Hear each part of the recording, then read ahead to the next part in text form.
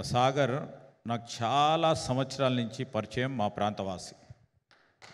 ఓ మంచి యాక్టర్గా ఎదగాలని ఒక తపన, తృష్ణ, లక్ష్యం పెట్టుకొని సొంతగా ఎదిగి ఇంత దూరం వచ్చి ఆనాడు మొగిలి రేకులు అనే టెలివిజన్లో ఒక ప్రధానమైన పాత్ర, ఆయన్నే చిరంజీవి, ఆయన్నే ఎన్టీఆర్, ఆయననే అన్ని ఆ టీవీ దాంట్లో అంత పైకి ఎదిగిన తర్వాత మేమందరం చెప్పేవాళ్ళం, చాలా పెద్దగా ఎదుగుతావు నువ్వు, చాలామందికి మరి మీ యాక్టింగ్ నచ్చింది, ఇంకా ఎదగాలని ఎప్పుడు కాంక్షించే వ్యక్తి.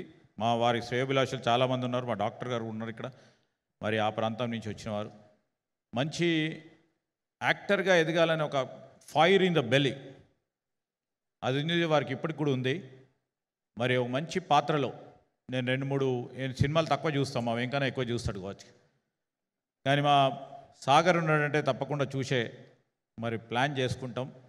ఏ పాత్ర చూసినా పవర్ఫుల్ పాత్రను నిర్వహిస్తూ ముందుకు నడుస్తున్న వ్యక్తి. ఇంకా ఎదగాల, ఇంకా పై ఎత్తుకు ఎదిగి తెలంగాణలో ఒక మంచి యాక్టర్గా ఈరోజు మనం మొత్తం ఈరోజున్న టాలీవుడ్లోనే కాదు, రేపు బాలీవుడ్ పోవాలి, ఇంకా ముందుకు హాలీవుడ్ కూడా పోయే మరి అంత యాక్టింగ్ టాలెంట్ ఉన్న వ్యక్తి మా సాగర్.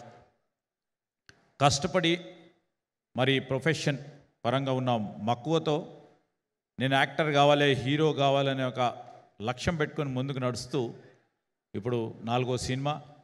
మరి నేను కూడా చెప్తా ఉన్నాను, ఇప్పుడు అందరూ కూడా ఓటీటీకి షిఫ్ట్ అవుతా ఉన్నారు. సో ఎందుకు ఇవాళ మార్నింగ్ మాట్లాడుతూ ఉన్న సందర్భంలో వారితో చెప్పడం జరిగింది. చాలా సందర్భాల్లో మేము మాట్లాడుతూ ఉంటాం, నాకు అర్థం కాదు చాలా ఫిలిం భాష, ఆయనకి నాకు రాజకీయ భాష ఏ విధంగా అర్థం కాదు, ఆయన కూడా, కానీ ఇద్దరం మాట్లాడుతూ ఉంటాం అనేక సందర్భాల్లో. సో వారు మంచిగా ఎదగాలి.